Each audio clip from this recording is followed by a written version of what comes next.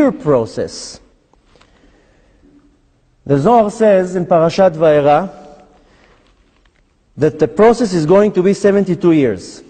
72 years corresponding to the name of Hashem, of the name what's called Ayin Bet. Hashem has 4 names that if you take the name Yud Kei Vav Kei and you break it to the Gematria, but with what's called Milui Otiyot, so there are 4 types of name. One of the names is the name called Ayin Bet, 72.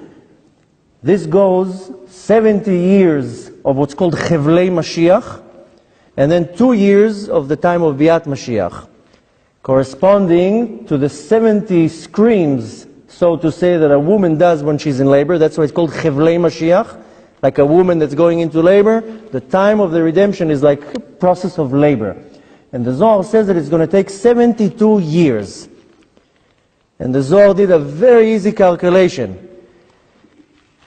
The Zohar says in Parashat Vayera, in the page 58, that the Geulah, the time of the Chevlei Mashiach is going to start, that the Malchut, the Shechina, is going to put its head between the Netzach and the Hod.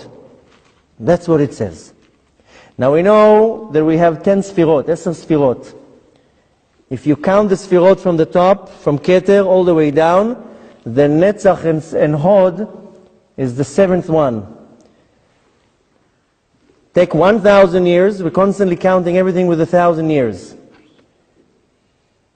If you calculate it by the years that the Malchut, that the Shechina is putting its head between its knees, that's how it says in the Zohar, like a person that cries, puts his head in between the knees.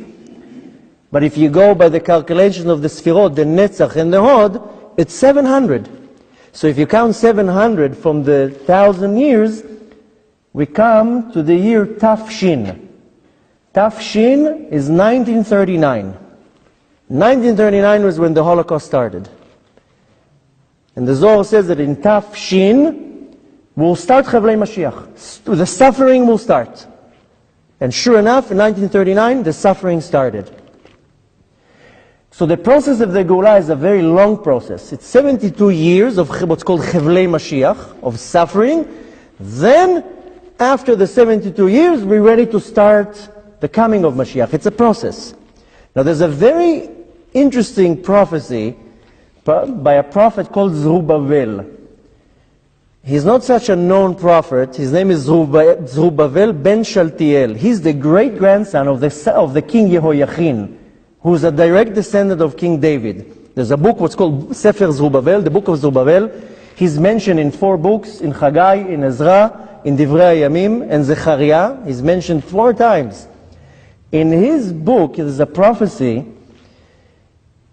that he says that for 40 years, we're going to have possession of Yerushalayim. After the 40 years that we have possession of Yerushalayim, there's going to be 5 years of a period of Mashiach ben Yosef, and then Mashiach ben Yosef is going to die, and then the birth of Mashiach ben David is going to start.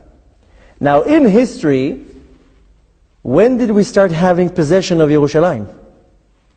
After the 6-Day War in 1967. For 2,000 years, we didn't know, nobody had possession, not on Israel or Jerusalem. In 1967, we started having possession of Yerushalayim. So take 40 years that he's talking about, from 1967, that's 2007. Add the 5 years that he's talking about, the period of Mashiach ben Yosef, that's 2012. So according to his prophecy, at 2012, it's time for the birth of Mashiach ben David. 2012 is the year Tafshin Ayin Bet. There are numerous places in the Torah, and all the Mekubalim calculated that the Geulah has to come at Tafshin Ayin Bet. I didn't mean necessarily that Mashiach is coming at Tafshin Ayin Bet. Tafshin Ayin Bet is 2012. That the Geulah is going to start. And this is the time that this prophecy from Zerubbabel, after the 40 years and the 5 years, that's the time when Mashiach ben Yosef is going to die, and then we're starting the period when Mashiach ben David is going to be born. Amazingly, now please don't take my words out of context, amazingly, at 2012, one of the greatest leaders of our generation, whose name was Yosef, passed away. Maran Ovadia Yosef, that's when he died, 2012. And it says, there's a prophecy in the book of Zechariah, chapter 12, verse 12, that when Mashiach ben Yosef is going to die, there's going to be a massive evel, a mourning. There's a place in the Gemara in Masechet Sukkah, page 52, that it's talking about that when Mashiach ben Yosef is going to die, the entire nation will mourn. I don't know if you noticed, remember, but when Maran Ovadia Yosef died, 800,000 people came to the funeral. They closed Yerushalayim. There wasn't ever such a funeral to any one of our, rabbis in our generation. Now don't take my words out of context, because people think that I'm saying that Maran Ovadia Yosef is Mashiach ben Yosef. I'm not saying that. I'm just saying that amazingly, that exactly on the time that the prophecy says that Mashiach ben Yosef is going to die, one of our greatest leaders in our generation, that's when he died. And the same name. But again, please do not take my words out of context. It's not what I'm saying. I'm just saying amazingly.